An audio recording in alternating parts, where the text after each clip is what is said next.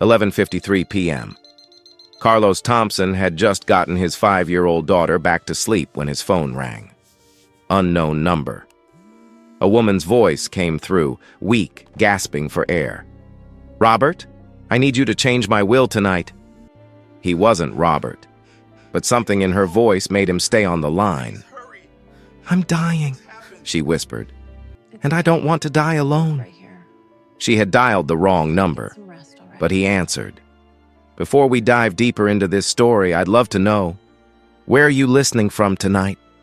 Drop your country in the comments, and if you're new here, consider subscribing so you don't miss what happens next. Now, let's continue. The call had come 3 hours earlier, when Candace Price was still pretending she had control. At 2 in the morning, she had woken to a pain so sharp it felt like her chest was caving in on itself. The night nurse rushed in, followed by Dr. Harrison, who spoke in that calm, measured tone doctors use when they don't want to cause panic. But Candace had built a $4.7 billion empire by reading people. She knew what his eyes were saying even before his mouth caught up. Tonight might be the night. She had sent everyone away. The nurse, the doctor, her assistant who had been sleeping in the waiting room. Candace Price had never let anyone see her weak, and she wasn't about to start now, not even at the end. The penthouse suite at St. Grace Private Hospital was larger than most apartments. Fresh flowers were delivered every morning. White lilies, her favorite, though no one had ever asked if they were her favorite. Someone had simply decided that white lilies were appropriate for a woman of her stature. The sheets were Egyptian cotton. The view overlooked the city skyline. And none of it mattered. At 3 in the morning, Candace lay alone in the darkness, listening to the steady beep of the heart monitor, and felt something she hadn't allowed herself to feel in decades. Fear. She reached for her phone on the nightstand. Her hands were trembling, partly from the medication, partly from something else entirely.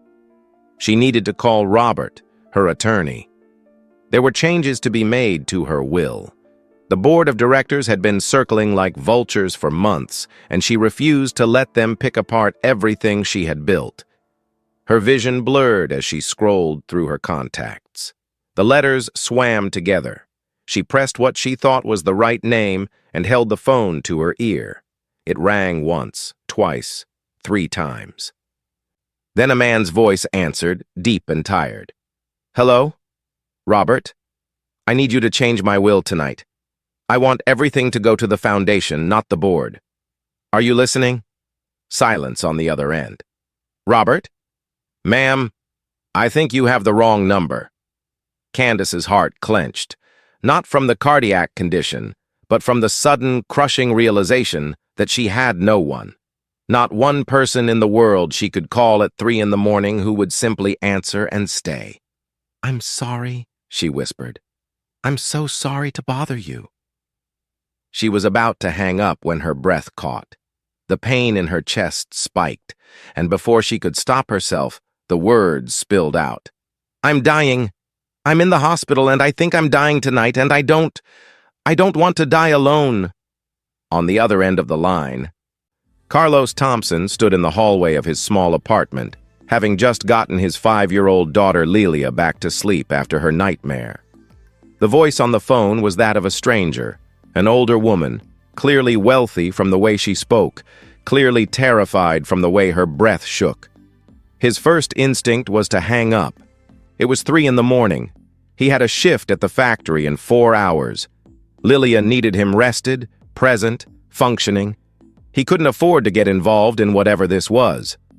But then he heard it, that particular quality of fear that he recognized in his bones. He had heard it once before, 2 years ago, when his wife Denise had called him from the ambulance, when she had known, somehow, that she wasn't going to make it. He hadn't reached the hospital in time. She had died before he could hold her hand.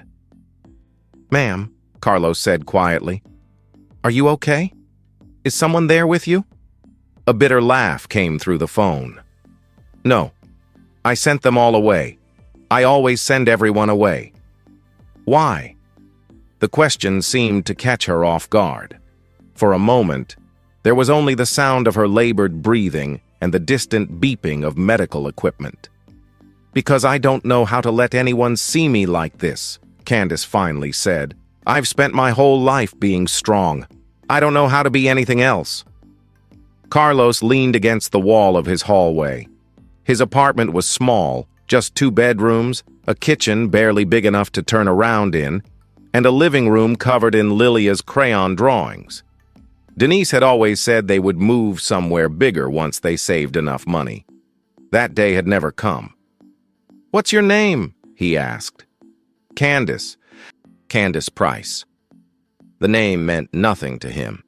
He didn't follow business news or celebrity gossip.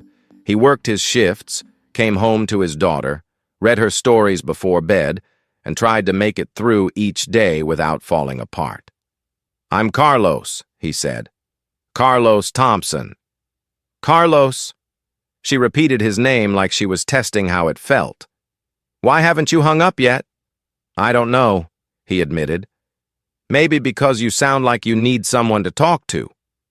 "I need a lot of things," Candace said, "none of which a stranger on the phone can give me." "Maybe not, but I can stay on the line, if you want." The silence stretched between them, filled only by the soft sounds of her breathing and the quiet hum of his refrigerator in the background. "Why would you do that?" Candace asked. "You don't know me." "No," Carlos agreed. "But I know what it's like to be scared, and I know what it's like to be alone." He glanced toward Lilia's bedroom door, where a faint nightlight glowed underneath. "My wife died 2 years ago. Car accident. I got the call when I was at work. By the time I got to the hospital, she was already gone." "I'm sorry." "The thing that haunts me," Carlos continued, "isn't that she died. It's that she died alone. I wasn't there to hold her hand. I wasn't there to tell her it would be okay, even if it wasn't." His voice dropped. "No one should have to die alone." On the other end of the line, Candace felt something crack open inside her chest, something that had been sealed shut for longer than she could remember. "Please," she whispered, and the word felt foreign on her tongue. Candace Price did not say please. Candace Price gave orders. Candace Price made demands. But tonight, Candace Price was just a 62-year-old woman who was terrified of the dark. "Please, stay with me tonight." Carlos closed his eyes. He thought about Lilia, asleep in her bed. He thought about his shift in 4 hours. He thought about all the reasons this was a terrible idea. Then he thought about Denise, alone in that ambulance, reaching for a hand that wasn't there. "What hospital are you at?" he asked. Candace's breath caught. "What?" "What hospital?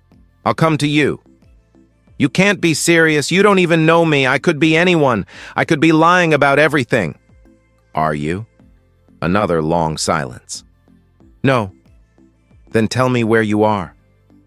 "St. Grace Private Hospital, the VIP wing on the 8th floor." She let out a shaky breath. "But they won't let you in. You're not on any list. You're not family. You're not—" "Let me worry about that," Carlos said. He was already moving toward Lilia's room, his mind made up. "I'll be there in 30 minutes. You're really coming?" "I'm really coming." He pushed open Lilia's door gently and looked at his daughter, curled up under her blanket with her stuffed rabbit clutched to her chest. She was all he had in this world. She was the reason he got up every morning and the reason he hadn't fallen apart when Denise died. "I have to bring my daughter," he said into the phone. "I don't have anyone to leave her with." "Your daughter?" "She's 5. Her name is Lilia." Candace was quiet for so long that Carlos thought the call had dropped. Then, in a voice so soft he almost didn't hear it, she said, "Bring her, please." "I'd like to meet her." Carlos lifted Lilia from her bed as gently as he could. She stirred, her eyes fluttering open. "Daddy?" "Hey, baby girl, we're going on a little trip." "Where?" "To help a friend." Lilia yawned and nestled into his shoulder, already drifting back to sleep. "Okay, Daddy." Carlos grabbed his jacket, threw Lilia's coat over her small body, and walked out into the cold night air. He didn't have money for much, but he had enough for a cab. As the taxi pulled away from the curb, he held his phone to his ear one more time. "Candace, I'm on my way." And on the other end of the line, in a hospital room that cost more per night than Carlos made in a month, Candace Price closed her eyes and let herself believe, for the first time in years, that maybe she wouldn't have to face the darkness alone. The lobby of St. Grace Private Hospital gleamed like the inside of a jewelry box. Marble floors reflected the soft overhead lighting. A grand piano sat in the corner, silent at this hour, but polished to perfection. The air smelled faintly of orchids and money. Carlos walked through the automatic doors at 4 in the morning, carrying Lilia against his shoulder. She had fallen back asleep in the taxi, her small arms wrapped around his neck, her breath warm against his collar. He was still wearing the jeans he had thrown on after her nightmare and a hoodie that had seen better days. His work boots left faint marks on the pristine floor. The woman at the reception desk looked up, and Carlos watched her expression shift. It was subtle, a slight tightening around the eyes, a straightening of the spine. He had seen that look before. He knew exactly what she was seeing, a black man in worn clothes, carrying a child, walking into a place where people like him didn't belong. "Can I help you, sir?" Her voice was polite but cool. "I'm here to see Candace Price. She's expecting me." The receptionist's eyebrows rose almost imperceptibly. "Mrs. Price is in our VIP wing. Visiting hours don't begin until 9, and all visitors must be pre-approved. She asked me to come. If you call her room, she'll confirm it." "Sir, I'm afraid that's not how this works. Mrs. Price is one of our most distinguished patients. I can't simply call her room at 4 in the morning because someone walks in off the street claiming to know her." Carlos felt Lilia stir against his shoulder. He kept his voice low, steady. "I understand, but she called me tonight. She's alone up there. And she asked me to come. Please, just call her room." The receptionist's hand moved toward the phone, then stopped. Her eyes flicked to the security guard standing near the elevator bank, a large man with a shaved head who had been watching the exchange with growing interest. "Perhaps you should wait in the lobby while I sort this out," she said, in a tone that made clear she had no intention of sorting anything out. The security guard was already walking over. He positioned himself between Carlos and the elevator, arms crossed over his chest. "Is there a problem here?" "No problem," Carlos said. "I'm just trying to visit a patient." The guard looked him up and down, his gaze lingering on Carlos's worn clothes, on the sleeping child in his arms. "The VIP wing isn't open to the public. Maybe you've got the wrong hospital." "I don't have the wrong hospital. Candace Price called me 3 hours ago. She asked me to come." The guard exchanged a glance with the receptionist. A small, knowing smile passed between them. "Right. The billionaire called you in the middle of the night, and you just happened to decide to come visit with your kid." Carlos felt something hot flare in his chest, but he kept it contained. Getting angry wouldn't help. Getting angry never helped. Lilia lifted her head from his shoulder, blinking in the bright lights. "Daddy? Where are we?" He smoothed her hair back from her face. "We're at a hospital, sweetheart. Daddy's trying to visit a friend." "Is your friend sick?" "Yes, baby. She's very sick." Lilia looked around at the gleaming lobby, at the security guard blocking their path, at the receptionist, watching with thinly veiled suspicion. Then she looked back at her father with those big brown eyes that reminded him so much of Denise. "Why won't they let us see her?" Carlos didn't have an answer for that. The security guard stepped closer. "Sir, I'm going to have to ask you to leave. If you'd like to come back during visiting hours with proper identification and authorization, just call her room." Carlos kept his voice calm, but there was steel beneath it now. "That's all I'm asking. One phone call. If she doesn't know who I am, I'll leave. But if she does, You're keeping a dying woman from the one person she asked to see tonight." Something in his words, or maybe in his eyes, made the guard hesitate. The receptionist picked up the phone. "I'll call. But if she doesn't confirm this, I'm calling the police." "Fair enough." She dialed, and Carlos waited, his heart pounding against his ribs. Lilia laid her head back on his shoulder, too tired to fully understand what was happening, but sensing the tension in the air. The receptionist spoke quietly into the phone, listened for a moment, and then her face went pale. "Yes, Mrs. Price, of course. Right away." She hung up and looked at Carlos as though seeing him for the first time. "I'm sorry, Mr. Thompson. You can go right up. 8th floor, room 812. I'll let the night nurse know you're coming." The security guard stepped aside, his expression caught somewhere between confusion and embarrassment. Carlos walked past him without a word, Lilia in his arms, and stepped into the elevator. The doors closed, and he finally allowed himself to breathe. Room 812 was at the end of a long, hushed corridor. The carpet was thick enough to swallow footsteps. Original artwork lined the walls, not prints, Carlos realized, but actual paintings that probably cost more than his apartment building. He knocked softly on the door. "Come in." The room was enormous, bigger than his entire living room and kitchen combined. Floor-to-ceiling windows offered a view of the city skyline, glittering against the pre-dawn darkness. Medical equipment beeped quietly beside a hospital bed that looked more like something from a luxury hotel. And in that bed, propped up against silk pillows, was Candace Price. She was smaller than he had imagined. On the phone, her voice had carried the weight of authority even through her fear. In person, she looked fragile, a thin woman in her 60s with silver hair and sharp cheekbones, her skin pale against the white sheets. But her eyes were alive, watching him with an intensity that made him understand how she had built an empire. "You actually came," she said. "I said I would." Candace's gaze moved to the child in his arms. Lilia was awake now, peering at the strange woman in the hospital bed with open curiosity. And this must be Lilia. Lilia studied Candace for a long moment.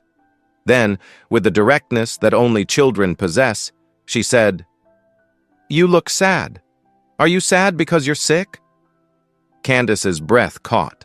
For a moment, her composure cracked, and something raw and vulnerable flickered across her face. "Yes," she admitted. "I suppose I am." Lilia wiggled out of Carlos's arms and walked over to the chair beside Candace's bed. She climbed up onto it, settling in as though she had known this woman her whole life. "When I'm sick, Daddy tells me stories," Lilia said. "Do you want me to tell you a story?" Candace looked at Carlos, a question in her eyes. He nodded slightly. "I would love that," Candace said softly. And so, at 4:30 in the morning, in a hospital room that cost more per night than Carlos made in a month, a 5-year-old girl began to tell a story about a princess who had a cat that could fly. The story made no sense. It wandered and circled back on itself, introduced characters who were promptly forgotten, and ended somewhere entirely different from where it began. But Candace listened to every word as though it were the most important thing she had ever heard. When Lilia finally trailed off and curled up in the chair, her eyes growing heavy, Candace turned to Carlos. "She's beautiful," she said. "She looks like she has her mother's eyes." "She does." Carlos settled into the other chair, the one closer to the door. "Denise, my wife, she had eyes just like that, big and brown and full of questions. Tell me about her." So he did. He told Candace about meeting Denise at a bus stop when they were both 19, how she had been reading a book and he had been too nervous to talk to her for 3 weeks until she finally looked up and said, "Are you ever going to ask me out, or should I do it myself?" He told her about their wedding, small, just family and a few friends, in Denise's mother's backyard. He told her about the day Lilia was born, How Denise had held their daughter and said, "She's going to change the world, Carlos, I can feel it." And then, haltingly, he told her about the accident, the phone call at work, the race to the hospital, arriving too late. "I didn't get to say goodbye," he said. "She was already gone by the time I got there, and for a long time I was so angry. At her for leaving, at myself for not being there, at God for taking her." He looked at his daughter, sleeping peacefully in the chair. "Lilia saved me. Not because she did anything special, just because she needed me. Some days being needed is the only reason to keep going." Candace was quiet for a long time after that. The machines beeped softly. The city lights glittered beyond the window. Lilia's breathing was slow and even. "I was pregnant once," Candace finally said. 30 years ago, I was building the company, working 18-hour days, fighting for every inch of ground. When I found out, I thought I couldn't do both. I couldn't be a mother and build what I wanted to build." Her voice dropped. "So I made a choice." She didn't need to say what the choice was. Carlos understood. "I've spent 30 years telling myself it was the right decision," Candace continued. "I built Price Industries into a $4.7 billion company. I proved everyone wrong who said a woman couldn't do it. I won." She laughed bitterly. "And tonight, when I thought I was dying, I realized I had no one to call. Not one person in the world who would just stay with me. Not because they wanted something, just because they cared." Carlos leaned forward. "You have someone now." Candace met his eyes, and he saw tears glistening there. Tears she had probably been holding back for decades. "Why?" she whispered. "Why are you here?" "You don't know me. I'm nothing to you." "Because no one should die alone, and because—" He hesitated, searching for the right words. "Because I know what it's like to be the one who's left behind. If I can spare someone else that kind of ending, I will. Even a stranger." The door opened, and Dr. Harrison entered, flanked by a nurse. He stopped short when he saw Carlos and the sleeping child. "Mrs. Price, I wasn't aware you had visitors." "They're with me," Candace said. Her voice had regained some of its steel. "Is there a problem?" No, I just came to check your vitals." He approached the bed, glancing at the monitors, and his eyebrows rose.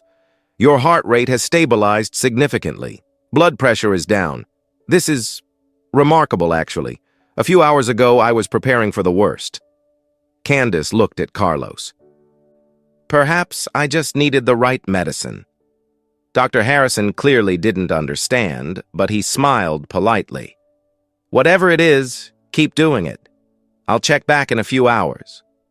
After he left, Candace reached out and touched Carlos's hand. Her fingers were cool and thin, but her grip was surprisingly strong. "Thank you," she said, "for staying. I'm not going anywhere." The morning brought unwelcome visitors. At 8:30, the door swung open without a knock, and a woman strode in like she owned the place. She was in her mid-40s, immaculately dressed in a charcoal suit, her blonde hair pulled back in a severe bun. Her heels clicked against the floor with the precision of a metronome. Behind her came two men in suits, lawyers, Carlos guessed, from the leather briefcases and the practiced blankness of their expressions. "Candace." The woman's voice was smooth, professional, devoid of warmth. "I came as soon as I heard about last night. The board is extremely concerned." "Good morning to you too, Victoria." Candace's tone was dry. "I see you've brought reinforcements." Victoria Hayes was the COO of Price Industries, a fact Carlos would learn soon enough. For now, he simply watched as she surveyed the room, her gaze landing on him and Lilia with barely concealed disdain. "Who is this?" "A friend," Candace said. Victoria's eyebrows arched. "A friend." "I didn't know you had friends, Candace. Business associates, yes. Allies, assets. But friends? There's a lot you don't know about me." Victoria's attention remained fixed on Carlos. He could feel her taking in every detail, his worn clothes, his work-roughened hands, his daughter who had woken up and was now watching the exchange with wide eyes. "I've taken the liberty of convening an emergency board meeting," Victoria said, turning back to Candace. "Given your health situation, we need to discuss contingency plans, leadership transitions. The shareholders are nervous." "I'm sure they are." "Candace, I'm trying to help you. You're in no condition to run a company. Let me handle things while you focus on recovery." "Let you handle things." Candace's smile was thin. "How convenient." "The board is concerned about your judgment." Victoria's eyes flicked to Carlos again. "And frankly, so am I. Inviting strangers into your hospital room in the middle of the night? Letting some random man and his child— Careful, Victoria. I'm just stating facts. We don't know anything about this man. For all we know, he's a con artist who saw an opportunity. You're vulnerable right now, Candace.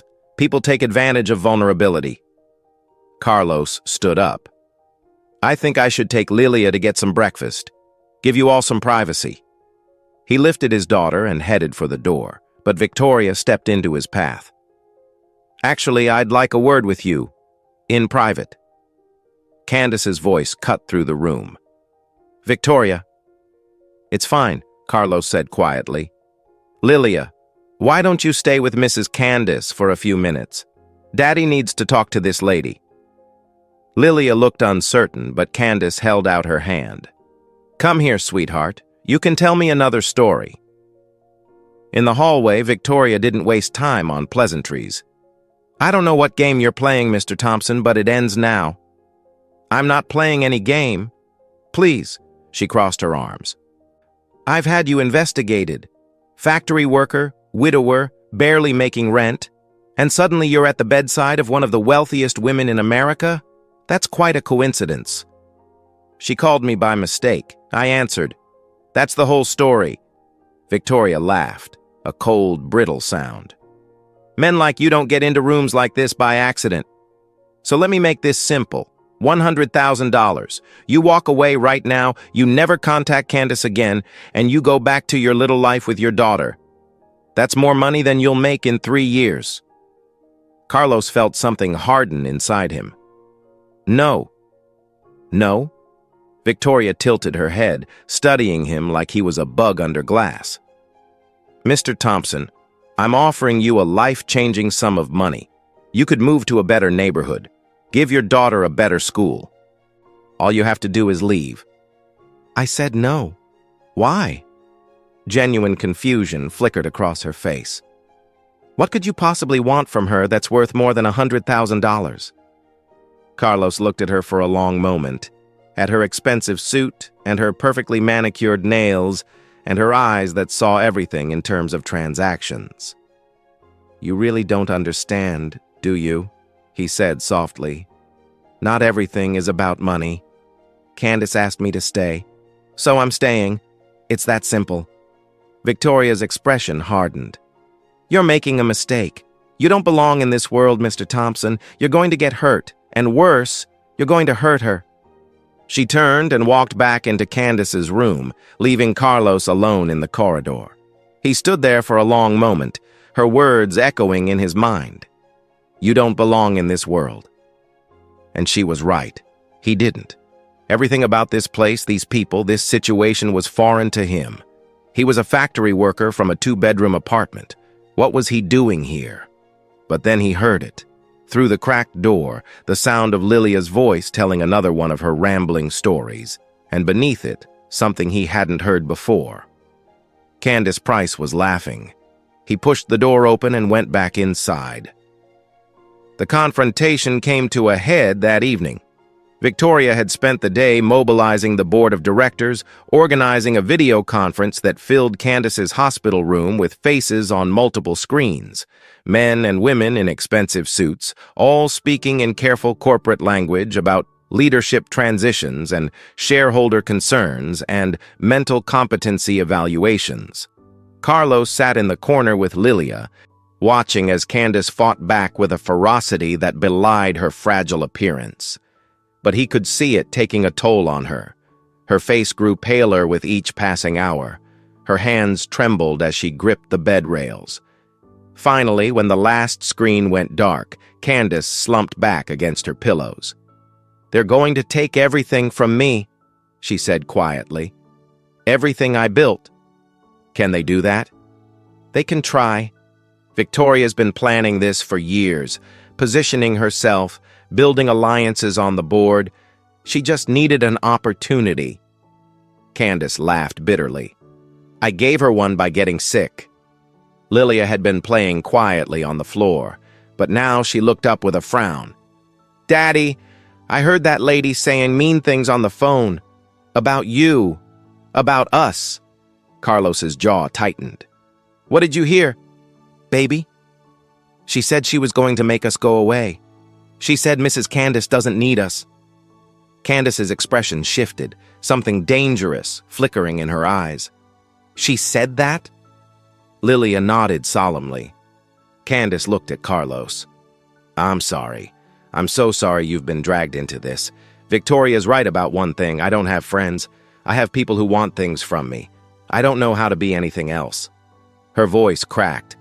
"You should go. Take Lilia and go home. I'll be fine." "Will you?" "I've been alone my whole life. I can handle a few more weeks." Carlos should have agreed. He should have taken his daughter and walked out the door and never looked back. This wasn't his world. These weren't his problems. But Lilia was already climbing onto the chair beside Candace's bed. She reached out and took the old woman's hand in both of hers. "It's okay to be scared," Lilia said with the simple wisdom of a child. "Daddy says being scared means you have something worth losing." Candace stared at the little girl, and something in her face crumbled. "I have everything," she whispered, "but I've never had someone stay." The heart monitor began to beep erratically. Candace's face contorted in pain, and suddenly alarms were blaring and nurses were rushing in, and Carlos was pulling Lilia back as the room erupted into chaos. Dr. Harrison appeared, shouting orders. Candace was wheeled away on a gurney, her hand reaching out toward them as she disappeared through the doors. And then she was gone, and Carlos was standing in an empty room with his daughter in his arms, not knowing if Candace Price would survive the night. The waiting room smelled like antiseptic and stale coffee. Carlos sat in a plastic chair with Lilia curled up in his lap, her face pressed against his chest. She had cried herself to sleep an hour ago, asking over and over if Mrs. Candace was going to be okay. He hadn't known what to tell her. The clock on the wall read 11:47 p.m. Candace had been in surgery for nearly 5 hours. Carlos stared at the double doors that led to the operating rooms, willing them to open, willing someone to come out with news. Around him, the hospital hummed with its nighttime rhythm. Nurses walking briskly down corridors, machines beeping in distant rooms, the occasional announcement over the intercom. He should have been exhausted. He had been awake for nearly 48 hours now, but every time he closed his eyes, he saw Candace's face as they wheeled her away, pale, frightened, reaching for him. The double doors swung open and Dr. Harrison emerged. His surgical cap was still on, his face drawn with fatigue. Carlos stood carefully, trying not to wake Lilia. "How is she?" Dr. Harrison pulled off his cap and ran a hand through his gray hair. "The surgery was successful. We were able to repair the damage to her heart. She's stable now in recovery." The relief hit Carlos so hard he had to grip the back of the chair to steady himself. "She was asking for you," Dr. Harrison continued. "Before she went under and again when she started coming out of anesthesia. She kept saying your name." He studied Carlos with something like curiosity. "I've been Mrs. Price's physician for 12 years. I've never seen her ask for anyone." "Can I see her?" "She needs rest, but yes, briefly. I think it would do her good." The recovery room was dimmer than her previous suite, filled with more machines, more monitors. Candace lay in the center of it all, looking smaller than ever, tubes and wires connecting her to devices that beeped and hummed. But when Carlos approached with Lilia still sleeping in his arms, Her eyes fluttered open. "You came back?" Her voice was barely a whisper, rough from the breathing tube they had removed. "I never left." Candace's gaze moved to Lilia, and something softened in her face. "Is she okay?" "She was worried about you. Cried herself to sleep asking if you were going to be all right." A tear slid down Candace's cheek, disappearing into the pillow. "No one's ever worried about me before. Not like that. Not without wanting something in return." Carlos pulled a chair close to the bed and sat down, adjusting Lilia in his arms. "She likes you. She said you laugh like her mother." Candace closed her eyes for a moment. When she opened them again, they were clearer, more focused. "I said terrible things to you before. I told you to leave. You were scared. That's not an excuse. I've spent my whole life pushing people away the moment they get too close. It's the only way I know how to protect myself." She reached out, her hand trembling, and touched his arm. "But I don't want to push you away, Carlos. I don't want to die alone, and I don't want to live alone either." "Then don't." The next morning, Victoria Hayes arrived at the hospital with a team of lawyers and a confident smile. She had spent the night preparing documents, power of attorney transfers, competency evaluations, board resolutions. By the time she walked into Candace's room, she was certain the battle was already won. She was wrong. Candace was sitting up in bed, color returning to her cheeks, a fire in her eyes that Victoria hadn't seen in years, and standing beside her like a sentinel was Carlos Thompson with his daughter. "Candace." Victoria's smile faltered slightly. "You're looking better. I'm relieved." "I'm sure you are. I've brought some paperwork. Given everything that's happened, the board believes it's time to discuss a formal transition of leadership. For your own well-being, of course." "Of course?" Candace's voice was calm, almost pleasant. "And you've positioned yourself to take over, I assume?" Victoria had the grace to look slightly uncomfortable. "The board has confidence in my abilities to lead the company through this difficult time." "I'm sure they do." Candace pressed a button on her bed, and the door opened to admit 3 people, 2 men and a woman, all in expensive suits. "Victoria, I believe you know my legal team. They've been quite busy this morning." The lead attorney, a silver-haired man named William Foster, stepped forward. "Ms. Hayes, we're here to inform you that Mrs. Price has initiated a comprehensive review of your activities as COO over the past 18 months. We have evidence of multiple violations of fiduciary duty, including unauthorized communications with board members regarding Mrs. Price's medical condition and mental competency." Victoria's face went pale. "That's ridiculous. Everything I've done has been for the good of the company. We also have records of the conversation you had with Mr. Thompson yesterday," the female attorney added. "Offering him $100,000 to abandon a vulnerable patient. That's going to be very interesting to the ethics committee." "I was protecting Candace from a potential con artist." Candace laughed, a genuine, full laugh that seemed to surprise everyone in the room, including herself. "Victoria, the only con artist in this room is you. And the sad thing is, I always knew it. I just didn't care because I thought caring was weakness." She looked at Carlos, then at Lilia, who was watching the whole scene with wide eyes. "I was wrong about a lot of things." Victoria's composure cracked. "You can't do this. The board will never support you over me. The board will support whoever holds the majority shares. And last time I checked, that was still me." Candace's voice hardened.